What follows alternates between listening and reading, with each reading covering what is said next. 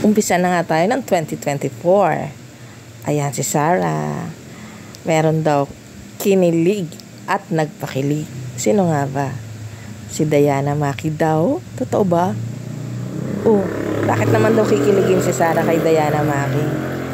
Kasi po, si Diana nagbigay ng 2 hearts emoji para sa nag-comment na sana daw makalipad niya si Sarah.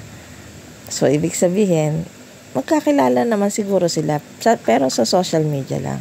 Hindi pa sila siguro nakikita sa personal. Pero may something ba? Hindi natin alam. At naghihintay na mga tropa ng flight attendants para makalipad si Diana Maki. Gusto nilang makalipad si Diana.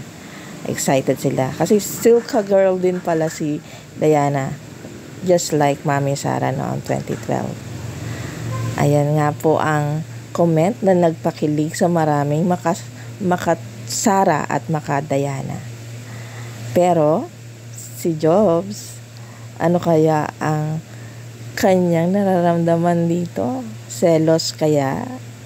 Hindi naman siguro. Kasi magkumari lang naman daw sila.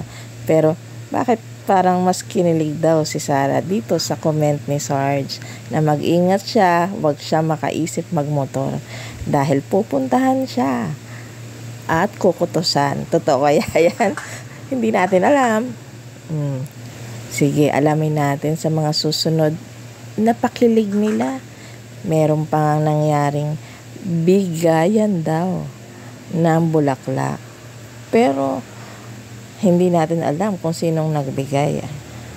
Baka naman yung flower shop dahil pareho silang sinusuportahan. Buhay na buhay ang pag-ibig.